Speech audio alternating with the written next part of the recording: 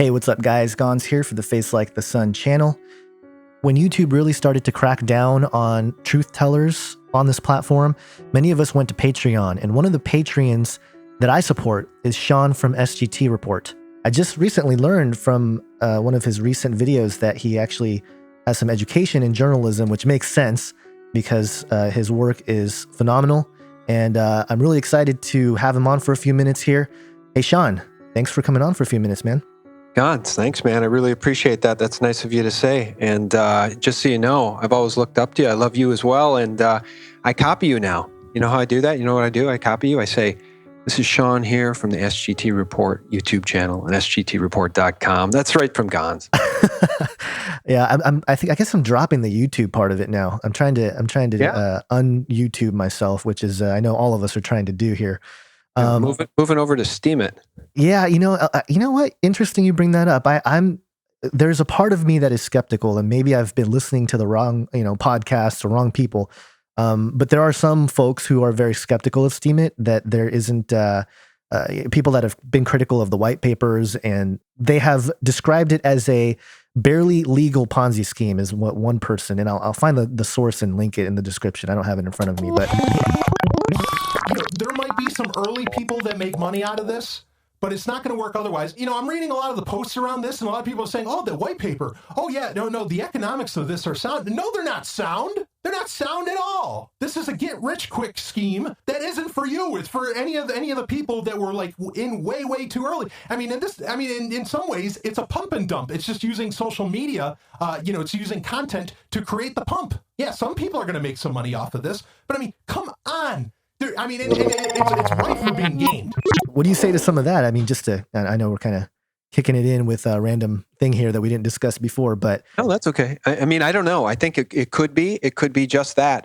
But Jeff Berwick has talked a lot about this, and pretty much everybody who's been on Steemit so far has had a pretty good experience.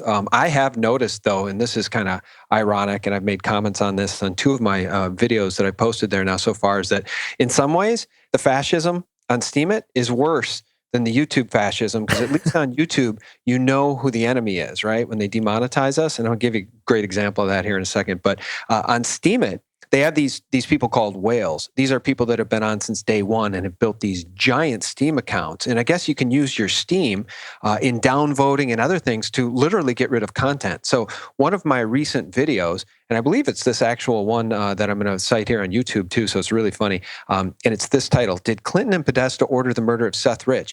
That video has been hidden on Steemit because some whale came in and it said, some whale. Yeah, it creates its own terms. Your video is now invisible or whatever on Steemit because of too many downvotes. Wow. Well, that video was going to pay out some money today. Not a lot, but they pay you out in Steem, right? So they can create the Steem out of thin air, but then they pay it out to people who post and people who comment, which is, I like that. That's cool. I just treat it as found money. I leave it in there and just leave it in Steem, and maybe it'll turn into something big. Maybe it goes away. I don't care. Right. And that's my question, is if there is something that happens and everybody tries to pull out, is there enough, capital there to cover that? Or is it, is it because it's a cryptocurrency? I don't exactly know how all that works, but it seems like, where I guess some of the criticism that I have heard is that, that's, where's the money coming from that's being made if there is a mass exodus?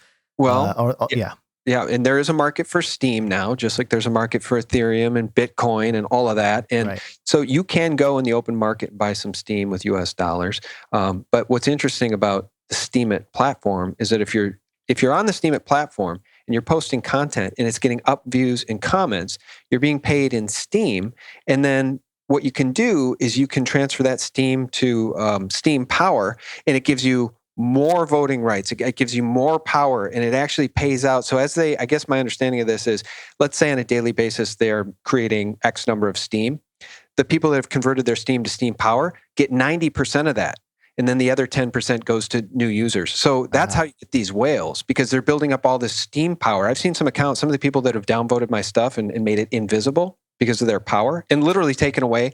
Like that video was going to pay out like, I don't know, $32 or something. Right. It's now zeroed out. Somehow they have the power to zero it out, make your content invisible. And I looked at one of these channels and his account value is like $860,000. So he's been on Steemit since day one, built this popular platform, and now he can walk around and bully people. So it's really a weird thing. I'm still trying to get my arms around it. thing. Let me just share this with you. Yeah. That same exact video on YouTube, there's a theme here, guys. Stick with me. That same video, did Clinton and Podesta order the murder of Seth Rich, was initially monetized and approved for monetization. Then they came back at me and it said, includes copyrighted content because I played a small snippet. Yeah. Michael Clayton, the George Clooney movie, right? Yeah. And here's how, this is the beautiful thing about YouTube. So you create, that was a 27-minute piece, and only about a minute of it was this piece showing a assassination from the movie Michael Clayton, right? And they pinged me for copyright infringement, right? And I was not gonna fight it because I'm like, you know what? The point of showing that assassination is so powerful that I don't even care. But here's the way YouTube does it. They don't just zero out the monetization. They give all of your monetization to the person who claimed the copyright. So in this case, Warner Brothers or whoever that is gets to earn any revenue from that video. It's 27 minutes of original content because of their 1 minute. They get all the money. It's just insane. YouTube is just, I've said before, it's like working on a plantation. It's like realizing that you're working on somebody else's plantation. Yeah, that's absolutely true. You know, and I've actually, throughout the years, have had to learn how to play a little bit of the game in terms of responding to it and appealing it. And, you know, there's a method to some of that where you can be strategic in your verbiage, you know, to where you have a little bit of more, you know, if someone reads it, they'll know that there's actual credibility behind what you say, and you can point some of that stuff out, and sometimes they reverse it. But yeah, it just sucks to know that you have to do all this dodging and moving around. And well, and in this case, I knew it would probably get a copyright claim. I put the piece in anyway because it is a very powerful 1 minute example of how these hit teams can go out and assassinate somebody and put drugs in their system very, very quickly. And it makes it look like they had a heart attack. And so it's worth it to me in this case because I was just drawing the distinction that I think that probably the same thing, something similar happened to Sean Lucas, that Democrat who served the DNC with the lawsuit because of the way the DNC stacked the deck for Bernie or for Hillary instead of Bernie and essentially stole it from Bernie. He filed a lawsuit, was very excited about it, was dead less than 2 months later, and they found all of these drugs in his system. Everybody says he doesn't use drugs. Yeah. So that's exactly what unfolds in that movie, Michael Clayton. So the copyright strike is worth it to me. I just think it's hilarious that if I use a little bit of their copyrighted material, that's not fair use. But if they come back at me, they say, well, not only did you use our material, we now own your 27 minutes of original content. Right. That's hilarious. Yeah. I can't use theirs, but they can own mine. Yeah, well, you know, it's just corporate fascism, and that's what we're battling now on YouTube. Yeah, and you brought up the death there of Sean Lucas, and I did want to bring up the Seth Rich topic briefly because I know it's a big thing. It kind of took over, and then I want to dive into a couple things that are happening, a little bit more under reported, I think, in the space that I'm in terms of looking at financial sectors and stuff. But with the Seth Rich thing, there's a lot of opinions now, and for me, I'm kind of looking at it from afar. I don't know all the details. I've been trying to, check out fellow YouTubers that have made videos on it and trying to keep tabs with everything. But man, there are so many different opinions about even the skepticism of WikiLeaks in general, which is sort of the big tool against this whole thing. The connection of it to possibly having Zionist ties or whatever. How are you seeing this whole thing in terms of the credibility of the information that is actually revealing the corruption and everything with the Clinton arm of everything? Mm-hmm. Well, as it pertains to the death of Seth Rich, which is now, I think, quite obviously a political assassination, in my opinion, it was ordered at the highest levels of the DNC. There's a school of thought that suggests, well, this could be a rope-a-dope, and this could all be, it could be a ruse by the RNC, to make the DNC look bad. Look, we've got the Podesta emails in which John Podesta himself is saying we should make an example of this leaker, and not long after Seth Rich was murdered. And Liz Crokin at WorldNet Daily has been doing an excellent job with investigative journalism, and she went in and she talked to the bar owner, the bar, I think it was Lou's City Bar or Grill, where Seth Rich was last seen. And she talked to the owner, and he says, the police have never come in here and talked to me or anybody else. They didn't ask for any surveillance footage. She says, do you have any? And he's like, well, the thing, it repeats, it videos over itself every 30 days, so it's probably all gone. But they've done no investigation. There appears to be a huge cover-up in the assassination of Seth Rich. And I agree with Liz Crokin about this. Listen to this point she makes, because I think she's 100% right. This is about a minute. Give me a minute. Okay. I mean, I said on Friday, I'm telling you, this Seth Rich story is the domino piece that's going to make all of them fall down. The whole house is about to fall, because if indeed, like you said earlier, if indeed Seth Rich was indeed the leaker, that means it wasn't Russia. So their lie about Russia hacking, and colluding against Hillary during this election was a complete lie. So that ruins that narrative. It proves that the DNC has assassins. It proves that the DC police department's corrupt. It also proves that politicians that are closely tied to the DC police department are corrupt. And it also proves that a huge chunk of the mainstream media is covering up for this. And as far as I'm concerned, if you're covering up for this murder, you're complicit in it. I'll pause it there. I 100% agree with her. And the media is complicit, but they're complicit in so many crimes committed against the American people and humanity at large, Gons. You know that. But the point I want to make about this Seth Rich murder is, and again, there are powerful forces aligned against truth here, because look at my demonetized video on YouTube and look what they did to that video on Steemit. They hid it. Some whale came in and hid that video, right? Yeah. Did Podesta and Clinton order the murder of Seth Rich? It's a fair question. It's an interesting interview. We talk about all the evidence that suggests maybe this leads back to the DNC. There's powerful forces trying to shut people up about this. And Kim.com, as you know, has now come out. And I was really mystified to see Zero Hedge say, Kim.com disappoints. Did people honestly expect that he would come out and put himself at physical and legal risk and start naming names and naming evidence? What were people expecting? Here's what he said. And it's very important, because I think he did the right thing. He said, I've consulted with my lawyers. I accept that my full statement should be provided to the authorities, and I'm prepared to do that so that there can be a full investigation.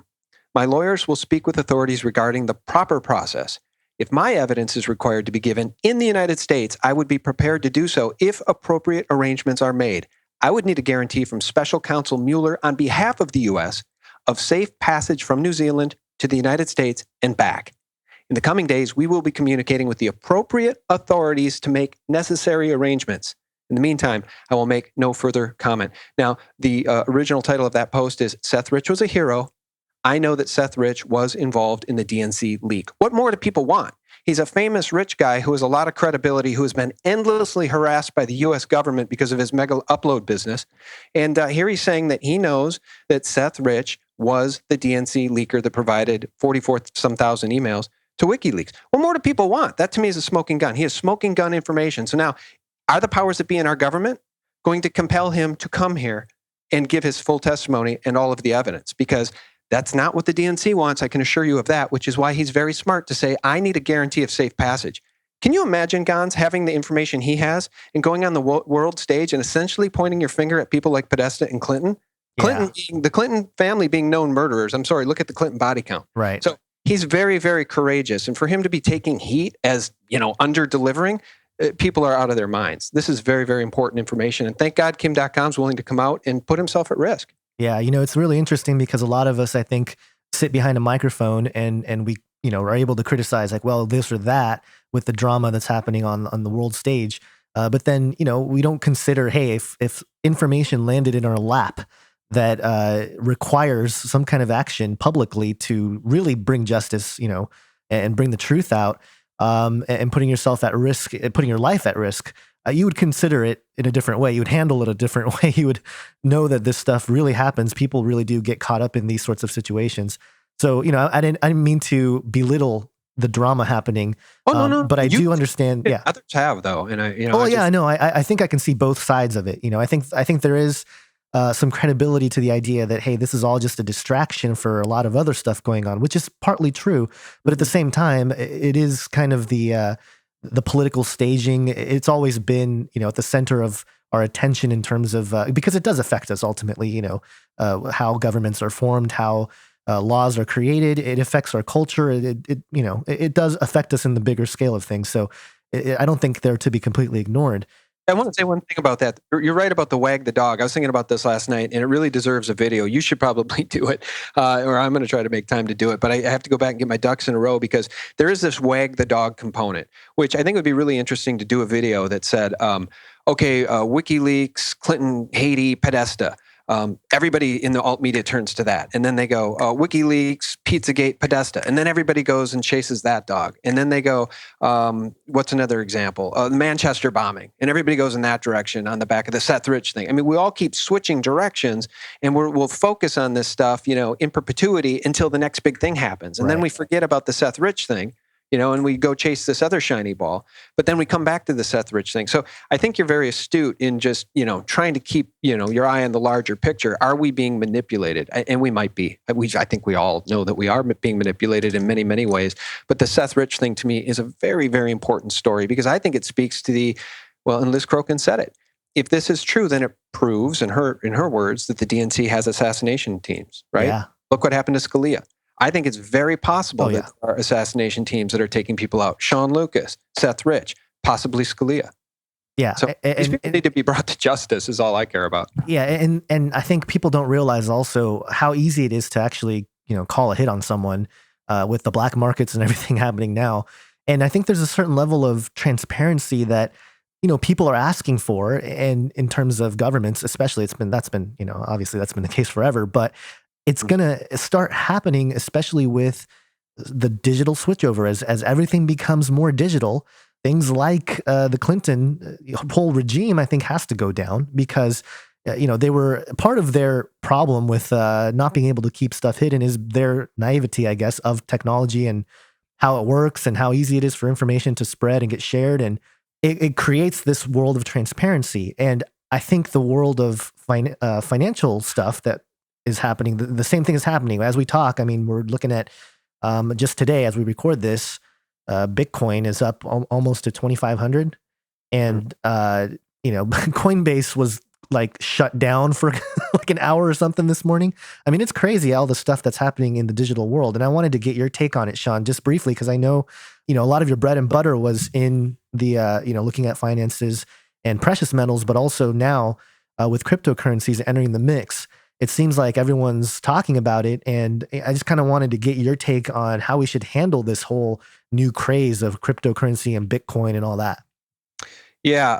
Well, just circle back real quick about Hillary and the old school. I agree with you about the technology moving so quickly and her being really, I don't know, so much naive as just completely filled with hubris.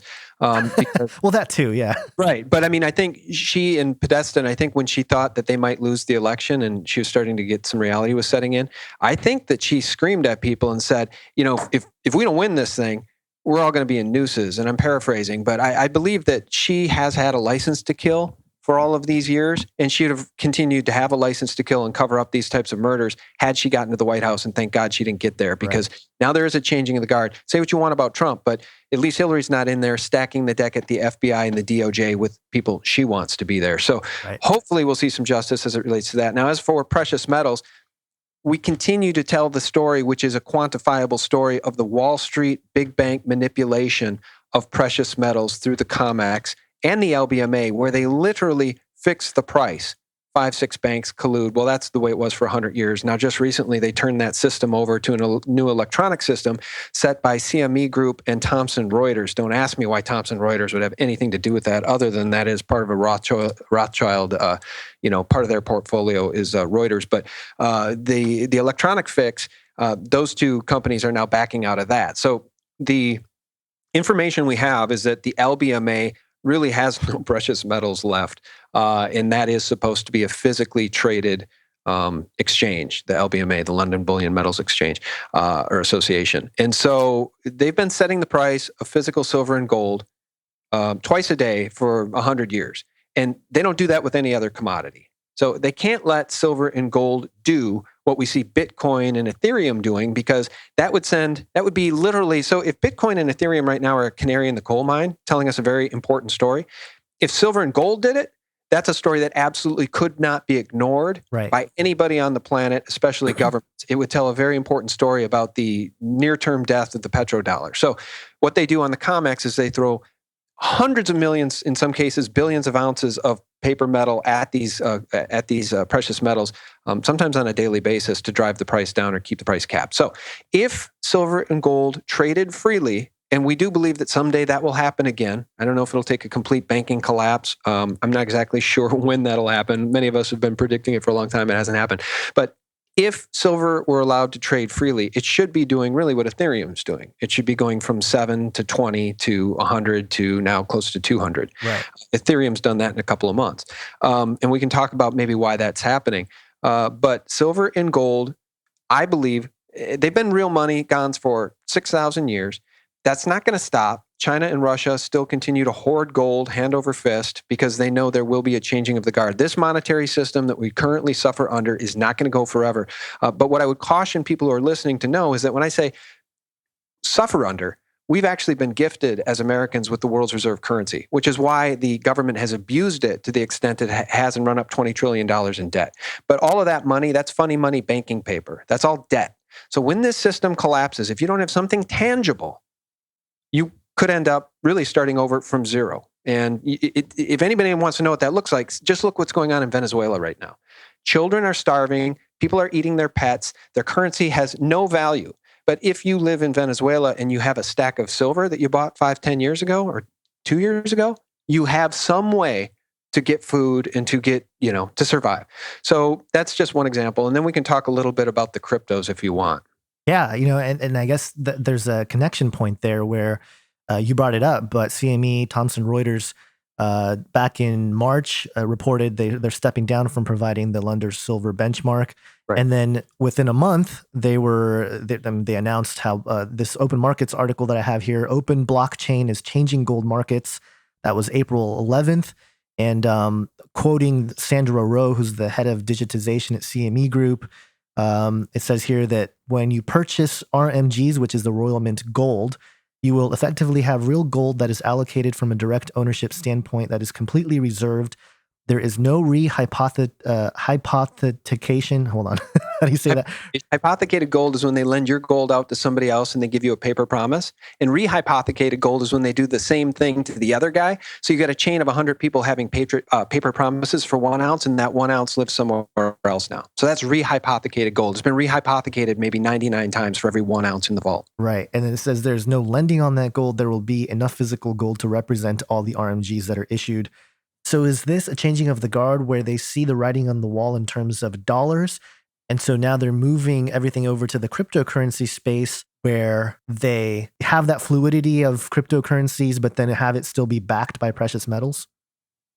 I don't know. Now, here's what's really interesting about the cryptocurrencies. So for those of us that have been silver and gold bugs for a very long time, we fought the good fight trying to educate people as far as we knew the information to exist, that Bitcoin to us seemed like nothing more than a Ponzi scheme. It was unbacked currency, a new currency, a digital currency.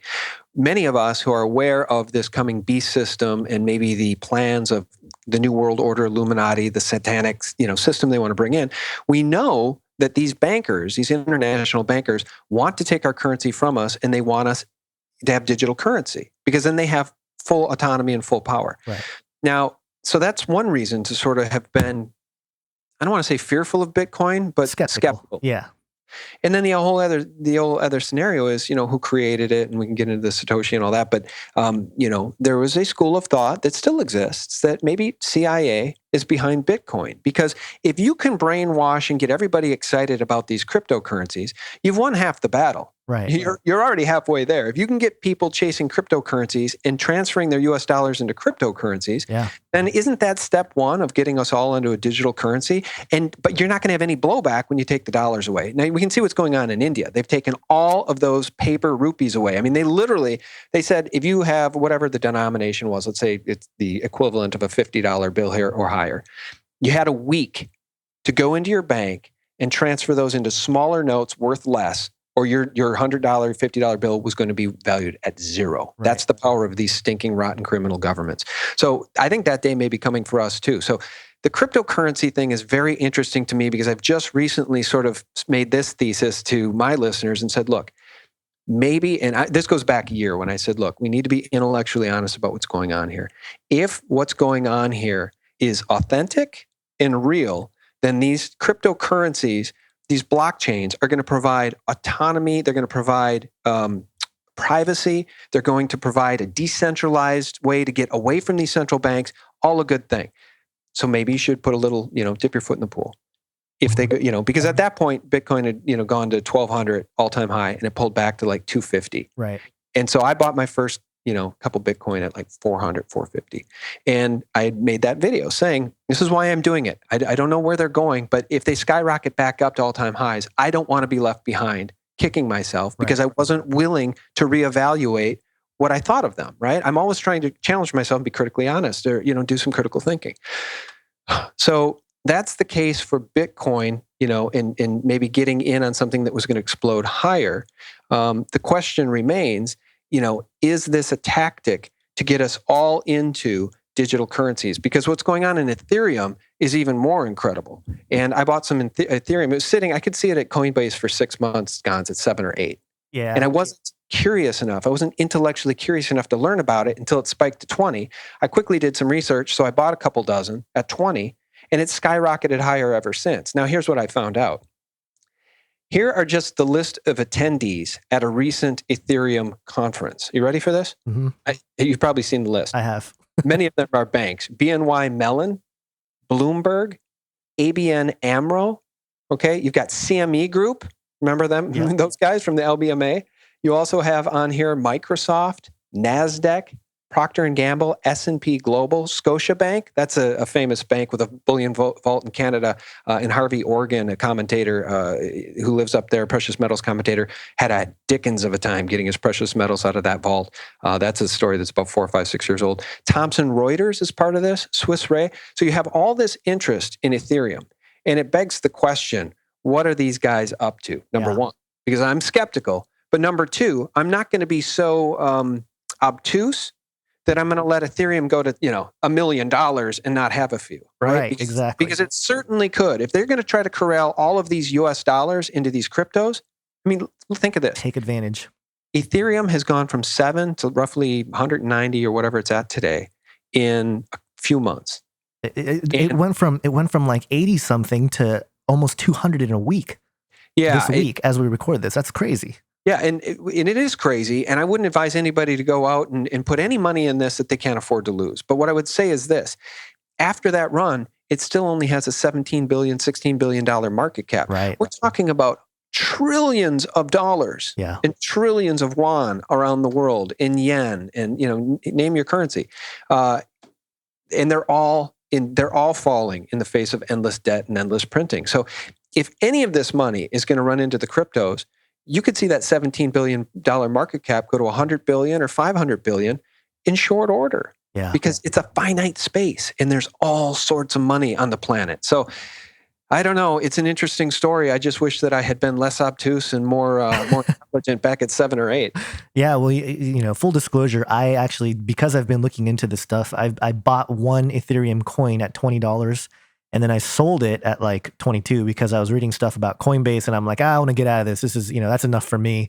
And then now I'm kicking myself because, now it's much higher and my $20 investment would have been well worth it at this point. But, well, don't feel bad. I mean, we've all done that. Yeah. And, I honestly, I wish, because I really do like, I like to share what I think is knowledge. I like to share what I've learned. And I just wish that I'd been more intellectually curious about Ethereum back in January, February, March, when it was still at 7 or 8. Because I would love to have done a video to share what I just shared here. You guys look at all of these corporations that are involved in this thing. Yeah. There's something big going on here. And I did make a video when it went to 20. I made a video saying, guys, there's something big going on here. Let's take a look. And so I've been trying to tell that story. I just wish that I had told that story at 7 or 8 and people would have had a month or two to take action because it's life-changing money.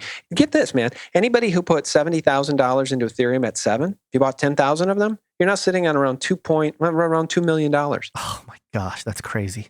In less than 6 months. Oh, that's insane.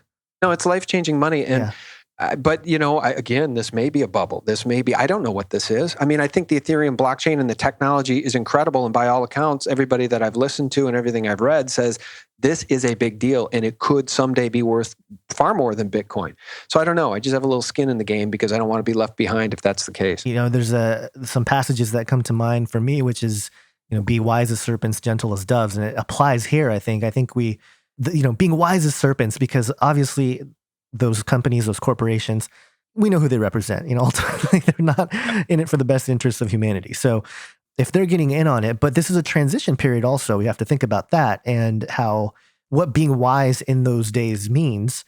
and having that wisdom, having that discernment, and maybe taking advantage of it to do good things, to actually grow the kingdom, to spread the gospel, those kinds of things that we do at this channel anyway, and also share the truth. Obviously, there are opportunities here that seem to be brewing, I think, to take advantage of their own system to fight against them with their own resources, that kind of thing. So I do think it's important for us to at least educate ourselves. And you said it, the intellectual honesty, and honestly looking at these topics and understanding it before you make judgments on it. But there is a protocol biblically. It's a mark on the forehead or the right hand, which is very specific. So until that happens, until some coin requires that to buy or trade in this ecosystem or something, then we'll really know. But I wanted to run one last thing by you, and I'll let you go. But it's a new thing here, and I'm probably going to discuss it more on more videos. But there's a new thing called the AIDAO, this new concept, and it's the Artificial Intelligence Decentralized Autonomous Organizations. And basically, it's this idea that as an extension of corporations, as corporations infuse their artificial intelligences, they will essentially become its own companies. So let's say, a car company or a car, an autonomous car, provides its own service through AI of, taxing people around. Well, that can, now if it has enough money, it can buy a second car, and then, its business will grow. Or through the arts, basically, where, these AI systems would create art, and now that's talking about exploding in the industry of 3D printing, so they can mass produce this stuff that are actually, hard assets in terms of coins maybe, or, some sort of, some kind of necklace or anything like that. It's a really interesting concept. And, basically these companies, through these, digital cryptocurrencies as sort of a foundation to the exchange, we might see some really weird stuff that sounds very prophetic. And I just wanted to get your thoughts on something like that, where are we prepared to see some of these radical changes in the world of finances? Do you think that that's coming? You know what? You and I talked briefly before we started here, and you mentioned this concept of these AIDAOs, decentralized autonomous organizations, and that was new to me. And so I want to research that. But as it relates to this crypto thing, we do see things changing very, very quickly.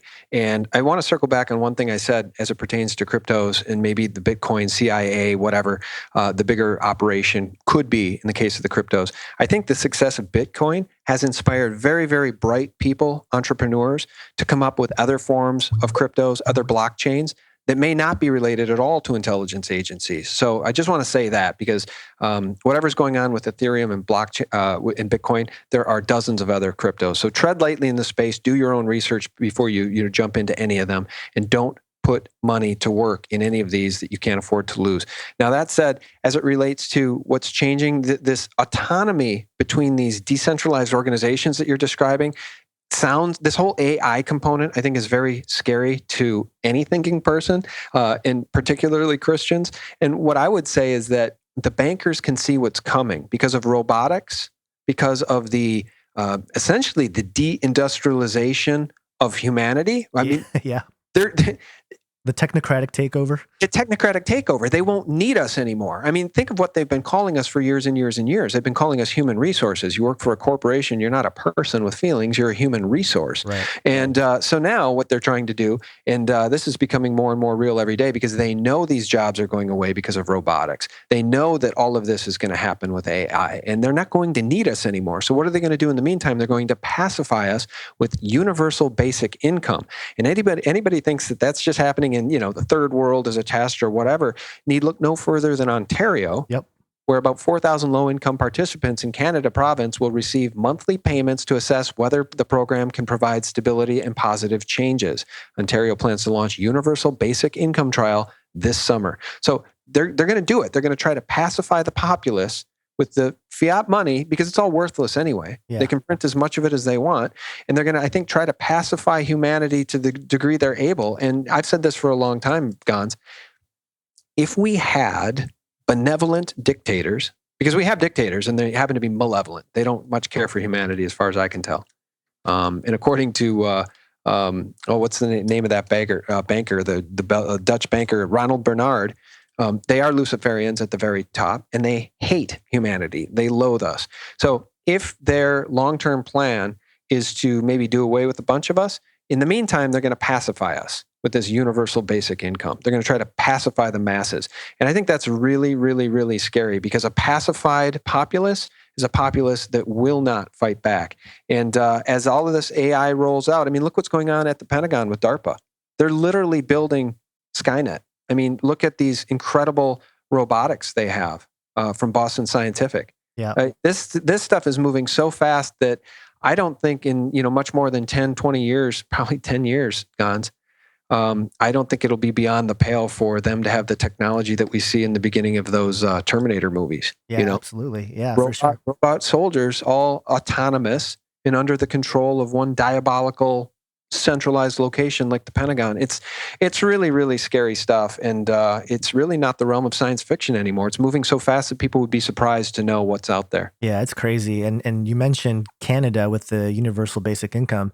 We've talked about that before also. And in conjunction with that, Canada, Toronto's building that smart city. And seems like they're just a playground to have all this new world order technocracy stuff rolled out. And obviously, talking about cryptocurrencies, I think we can see how that ties into the bigger picture in terms of that control and wanting to pacify humanity and basically kill ourselves. They can't be held responsible if we're killing ourselves, right? If we're just entertaining ourselves to death, which right. To the elite, they've shown that it works. If you look around, much of humanity, they're walking around basically entertaining themselves to death and completely ignorant of what's happening to them. And, so they know that it works, but now I think they're really infiltrating at a more, even a physical level, right? Biologically with integrative technologies into the body. It's getting weird and crazy. And like you said, it's really scary. Yeah, with the robotic stuff. I mean, some hangar can deploy 30 robot machine, whatever, soldiers and just terrorize an entire neighborhood. You know what I mean? They can just go through and I mean, that kind of stuff sounds ridiculous, but that's what we're talking about here. I don't know if I finished my thought it's my fault because I said we have dictators, they're malevolent. And my point was that if we had benevolent dictators in charge, there's plenty of resources and there's plenty of amazing technology in this world to really improve things for all of you. Absolutely. And so they're not going to give us that. And you know why we know that? Because look at UN Agenda 2030 policies. We know where they want to take us. They want to restrict our current access to the energies we have, probably without giving us new energies. So if they take away coal and they take away oil and they take away gasoline for your car, what are you left with? I mean, the solar and the wind power are not going to do it. It's just not enough to replace all this. So if they don't give us new technologies, and they want to, as Bill Gates says, innovate to zero by 2050, we're going to be in a lot of trouble. If they're going to just keep all this technology tied up and locked up and just keep it for themselves, any of the exotic technologies that I believe they have, if you want to take a look at, any of the UFO Area 51 kind of Lockheed Skunk Works stuff, yeah. I think they have technologies that they've had for a long time. And you get the whole issue of breakaway civilization, Catherine Austin Fitts, Joseph P. Farrell type of stuff. Yeah. It's really scary because if they're going to roll out Agenda 2030 and build these smart cities and put everybody on a grid and make you live in a 200-300 square foot apartment with your family and limit you to one kid, that sounds like a pretty hellish Orwellian future. Yeah. And that's exactly where we're headed. Yeah. Even Elon Musk talking about their gigafactories, we just need 100 of them across the world and that's enough to power everything. And okay. All right. So what happens to everybody that's, is it going to be freely available? What's the exchange here? What's the cost of having something like that? Yeah. Obviously they're not going to build, or they won't be able to build 100 right away, but yeah, it's I think most people are unaware of these types of things, but it's important for us to touch on it and not get lost in all the little details, because at least for me, I try to keep a bigger picture approach to things because the rabbit trail does get really dark and deep and you can go on forever with these kind of topics. But I wanted to wrap up. I appreciate you taking the time to jump on here. Yeah, thanks. What do you think in the next year? Do you think we will see some sort of public form of justice in some of the political drama that's unfolding? Wow, that's the $1 million question. I don't know, man. If we see, and I'm betting we probably won't, sadly. And I try really hard to be cup half full guy as it relates to a lot of this stuff. But if we were to see Podesta and or Hillary actually investigated and charged, I mean, there's a litany of crimes that are really common knowledge that they could probably go after Hillary for and prove without much effort. Yeah.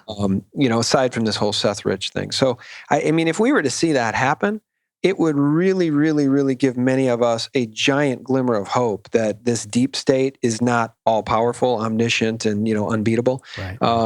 And I don't know. I mean, the betting man in me gives us 10% odds that we'll see a Hillary or Podesta arrest. I mean, you got to remember Jeff Bezos, who bought Washington Post. Bezos is a multi-billionaire. He runs Amazon. Blue Origin. Yeah. Yeah. He bought Washington Post and gave John Podesta a job as a columnist. So that's what we're up against. This is not the media is not on our side of truth. So there's just complete disregard for everything that the entire community has talked about. Just and you know this. I think you did a video about this. They're openly mocking us. If you look at this latest Katy Perry Bon Appetit video. Oh yeah, it's absolutely blatant. They're literally mocking us, right? They tell us Pizzagate's not real and the spirit cooking is meaningless and it has nothing to do with Satanism or cannibalism. And then they do a music video with one of the most popular, pop music stars on earth doing spirit cooking. Yeah, so, unreal. It's absolutely an onslaught against us. And it's my great prayer and hope that there will be justice served to the Podestas and Clintons of the world. But I give it a 10% chance. You give it a 10% chance? All right. I think it's a chance. I feel like Jim Carrey in that, what was that movie? Dumb and Dumber? Dumb and Dumber. Saying there's a chance. Yeah. I always try to hold on to a little bit of hope too. I get the feeling that Clinton, they're old. Podesta, they're old. Why make an example of them kind of thing? But at the same time, I mean, yeah, justice should be served. They'll meet their maker soon enough. And that, when that takes place, I don't think they're going to be too excited about what they've done, but just like Rockefeller did recently. Yeah, exactly. He didn't meet his maker, but he met the one he worships. I'm not totally unconvinced that they're trying to bring him back, or they kept a part of him alive or something. I wouldn't put it past these folks. Yeah, I wouldn't. I'm sure they have. I'm sure they're trying. They probably his brain or his whole body in some cryo freezer, because I think that's what they did to Walt Disney when he died. That's right. Yeah, way back when, before they had any of this technology. So, yeah, that's all we need is a reanimated, more evil version of David Rockefeller. An AI robot Rockefeller. It's all wonderful. The older I get, man, I do say this to my wife sometimes. I'm not long for this planet. And I think I'm not, man. And I really think that the more you learn and the more, those of us with empathy and love in our hearts, this is really a tough battle, man. It's tough. Yeah. And when you see so much suffering and so much, complete lack of justice, and you see so much manipulation of people through events and false flags, and you see these governments and these people in government constantly bear false witness against their neighbor, constantly. Yeah. That's what they specialize in, be it Assad or Gaddafi or Saddam Hussein or whoever. They're constantly doing that to whipsaw us all into believing something that's not true. It's so evil. And I say to my wife, now I understand why these 80-year-old people that are doddering along and then they get sick and they're like, I'm ready to go. I'm ready to see the Lord. I get it, because I'm not long for this world. And I don't think that anybody that really loves Jesus Christ, anybody who is of the gospel and has the Holy Spirit residing in them at all, I don't think you can be long for this world. Cite me a Bible passage that backs me up there, because I know I've read them. We need to see justice be served. We need to see lots of great things happen for humanity instead of for the much, much, much less than 1%, these elite satanic Luciferians that run the planet, man. They have to be brought to their knees for humanity to have a chance. Yeah. There's a part of me that has always had this sadness looking at this stuff and grief, where a lot of times it kind of, I have to take pause because it, drives me to tears looking at some of this stuff. And, there are times when I feel that that's part of the whole journey. That's part of the whole process of being in this world, but not of it. Right. I think that's what you're referring to there. But that whole concept of when you look around, it's like, man, not only do we not belong here, but there's a deep rooted problem that is beyond systems. It's beyond forms of government or systems of government or systems of financial structures or whatever. Those things, we can improve upon them. They can be better, whatever. But there's always going to be a problem because it's ran by men. It's managed by men for the most part, right? And the human heart is corrupt.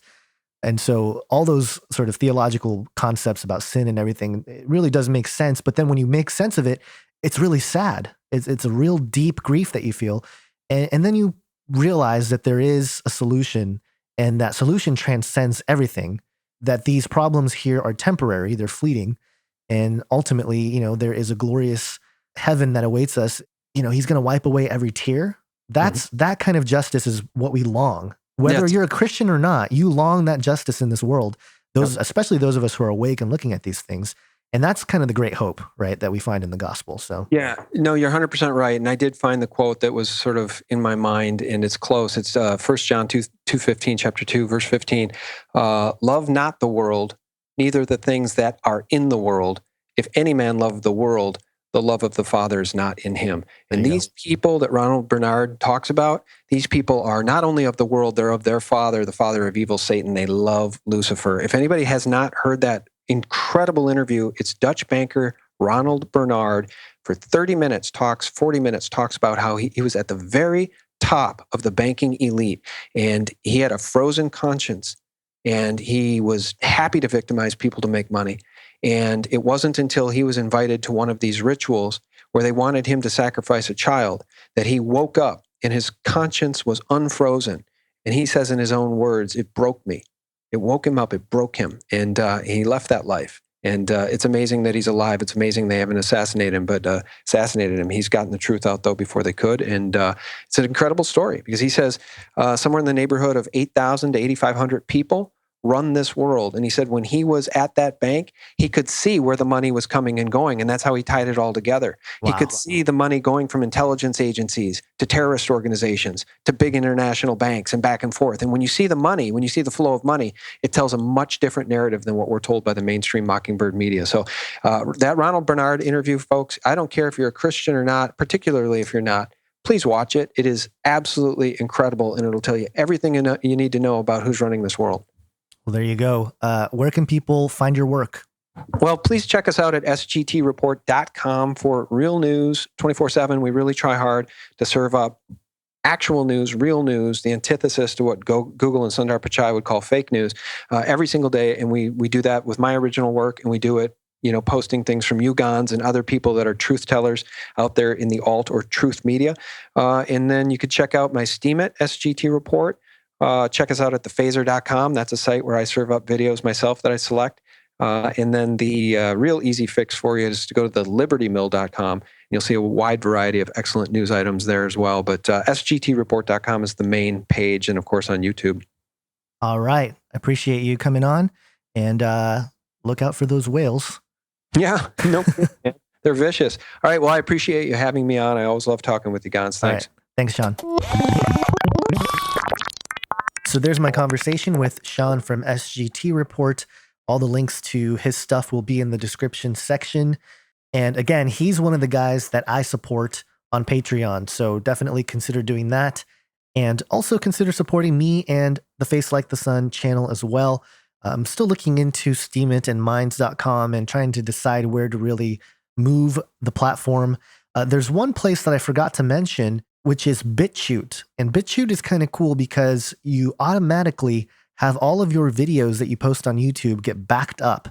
So definitely go to BitChute. I actually got a message from the founder of BitChute, and I'm planning to have a conversation with him for the channel as well.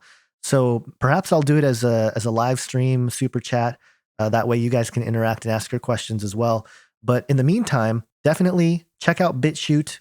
There's a lot of changes happening in the world, and I think the church is so far behind on all this stuff that it's pretty incredible. And I think a lot of the developments and the staging for the type of thing that we read about in Revelation 13 with the mark of the beast and the image of the beast, it's being built all around us, right in front of us. And in that way, I think prophecy is being fulfilled, and I think we need to be aware of it.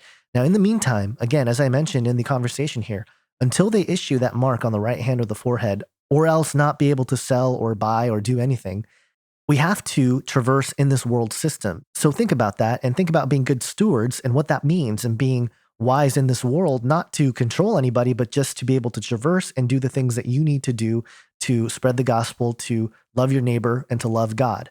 And so I think part of this changeover that we might see into cryptocurrencies is an important time to actually just keep an eye on. And, I'm not going to be a financial advisor and tell you what to do with your money, but just to follow and track what's happening in the financial sector and how all these big corporations who are usually behind the manipulation of gold and silver are all of a sudden creating digital platforms and presenting them. It's a little bit fishy, but at the same time, if there is an exchange of wealth, those people in early will definitely benefit. So that's the only thing I'm saying is that, hey, maybe consider these things and look at them, educate yourself. And that's kind of what I hope to do and share with you on this channel as well as I talk about different things, because it does have to do with a totalitarian system. And it does have to do with this socialist kind of mindset that's really taking over in sort of a liberal movement in the world, as opposed to a conservative movement. And, the politicization of those things have already happened. And I'm not talking about that. I'm talking more just in terms of a philosophy, a worldview that shapes and allows these things to happen. And a world system where a mark of the beast is issued, that is entirely possible. And even if you just look at some of the names of the cryptocurrencies, there is a cryptocurrency called Golem, GNT. And anyone that's watched Age of Deceit 2 will know what the Golem is all about. And Ethereum itself has that logo of as above, so below, that three-dimensional pyramid, one on top of the other. It just seems to me that this sort of digitization of money and finances was inevitable. I think it was part of the plan from the get-go. And obviously, we have to remain skeptical. I'm not saying pour your life savings into cryptocurrencies. But again, educate yourself, learn about it. I hope to learn about it with you guys on this channel. And I've looked into some of these things for a few months now, and haven't really spoken too much about it publicly. But, as these things happen, I just wanted to keep you guys aware, because this is prophetic in terms of a bigger picture and in terms of a climate, a world system climate where a mark of the beast can be issued and everybody on earth will have the opportunity to take it in order to buy or sell. And what does that mean in terms of the implications of those who do take it? We're talking personal identification. We're talking DNA change, perhaps, right? To become part of the hive mind, to participate in the hive mind, or this beast ecosystem that will be created. And I think it involves augmented realities, virtual realities, and everything else. The new age spiritual system and opening of the third eye is the mark on the forehead. These types of ideas all tie in together, and I think they're really converging to a point where we will see this fulfillment. So let me know your thoughts. Please share, like, and subscribe. Have an awesome day, guys. God bless.